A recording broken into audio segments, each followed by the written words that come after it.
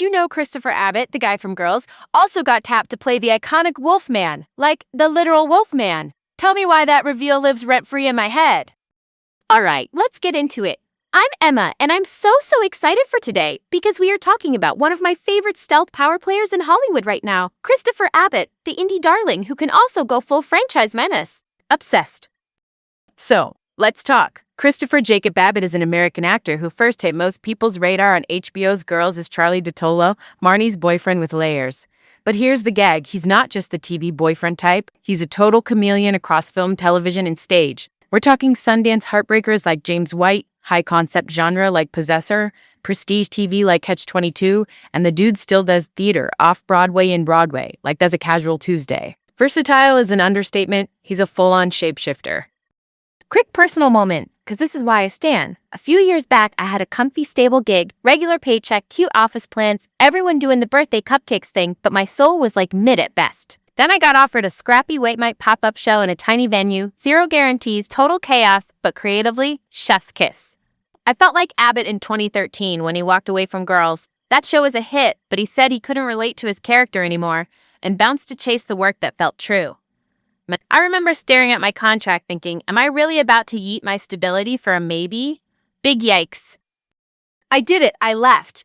The first month was terrifying, instant ramen and imposter syndrome, but the show found its audience and I found my voice. That risk taught me what Abbott's career screams. You pick the thing that scares you, because that's where the good stuff is.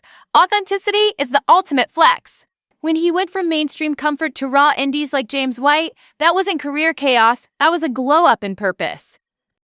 Okay, let's move on. Who is Christopher Abbott, Eli Vi style? He grew up in Connecticut, early years in the heavily Italian-American Chickahominy neighborhood of Greenwich, then Stanford. He did the real person jobs first. Video store clerk, a friend's wine shop, which is such a movie nerd origin story. I love that for him. He studied acting at HB Studio in New York, a famed acting school, and by 2008, he was off Broadway in Good Boys and True. He kept stacking theater credits, mouth to mouth, that face. Then Sundance in 2011 with Martha Marcy May Marlene, the creepy cult film that made critics pay attention. He even hit Broadway that same year in The House of Blue Leaves with Ben Stiller and Edie Falco. Not me, but me, losing it at that lineup.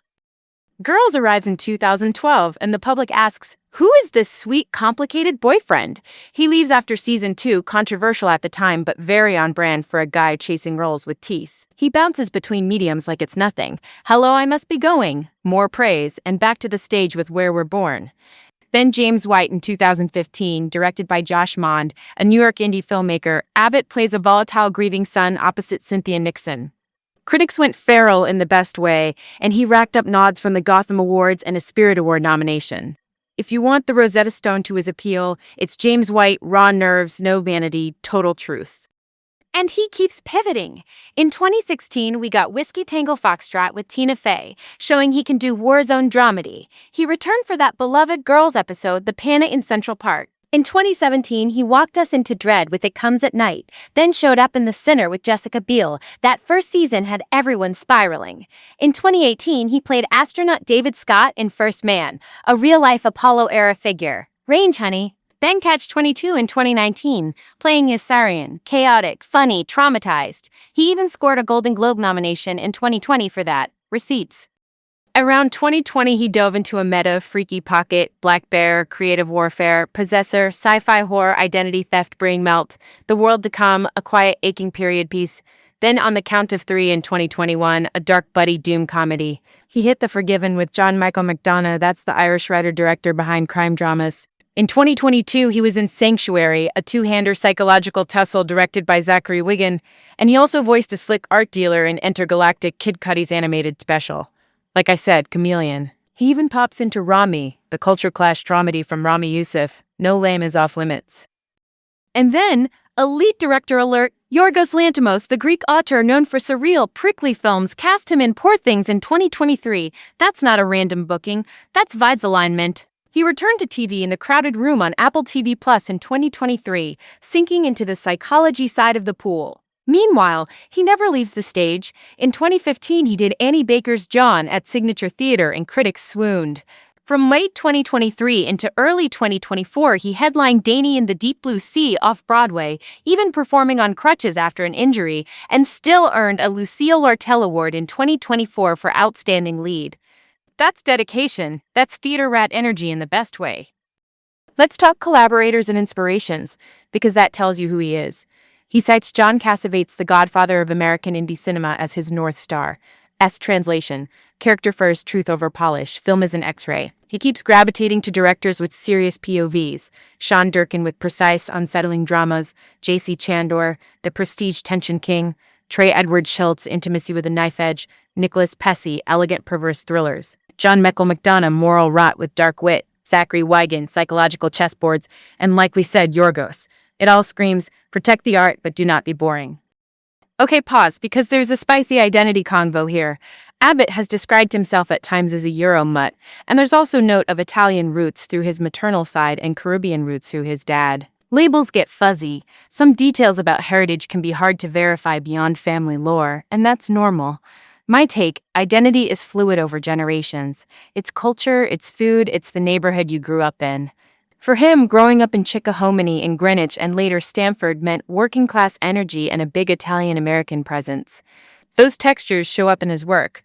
He's got empathy for outsiders, he's credible as a New Yorker who actually rides the subway, and you feel the lived-in detail. When he plays everything from a tender boyfriend to a franchise villain, that kaleidoscope background gives him tools. Just saying.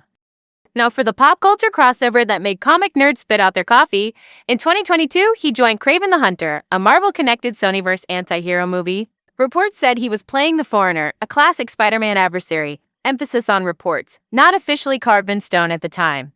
The tea is this: indie actors bring menace with texture, and that's what these big swings need. Same with Wolfman. By 2025, he's cast as the title creature in a Universal horror entry. The Wolfman is a sacred monster role. Iconic, tragic alpha vibes. Put a character actor in there and you get pathos, not just prosthetics. I am high-key into this trend. And the slate keeps stacking. He's linked to Swimming Home, an adaptation of a Deborah Levy novel, moody and psychological, as well as Bring Them Down, a tense rural drama, and It Doesn't Matter. Projects like these remind you he keeps one foot in the art house even as studios call. Scheduling in filmland is chaos, so release dates can be a no-go and things shift, but pattern-wise he's balancing heat with integrity. Classic Abbott. Also, theater girlies rejoice! He returned to Broadway as Biff in Death of a Salesman, a role that's a minefield of disappointment and longing and fits his brand of fragile intensity. Offstage, people reported in 2026 that he and his partner, Aubrey Plaza, yes, the actress and dry comedy assassin, are expecting their first child. The perfect couple energy, artsy, weird, hilarious. Love that for them. If I had to sum up his impact, it's proof that you can be a New York theater rat, an indie heartbreak merchant, and still stomp into genre franchises without losing the plot. He lives in New York, stays close to the stage, collaborates with heavy-hitting theaters like Williamstown and Signature, and keeps saying yes to roles that scare him.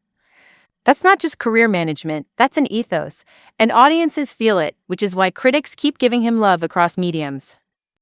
Okay, we covered a lot. Housekeeping for your watch list. For the rawest Abbott, watch James White. For premium TV with Bite, check out Catch-22. For unnerving genre, try Possessor and It Comes at Night. For the stage receipts, hunt down Danny in the Deep Blue Sea clips if you can find them. And for box office curiosity, keep an eye on Wolfman and the comic book lane. You'll get the full chameleon palette. Next time, we're digging into another actor who keeps blindsiding us with unexpected roles. Comedy roots, razor dark turns, total range monster. You are not ready. So that's the tea, folks. Embrace the unexpected, pick the scary choice, and let your art get a little feral. I'm Emma, and this was a ride. Later.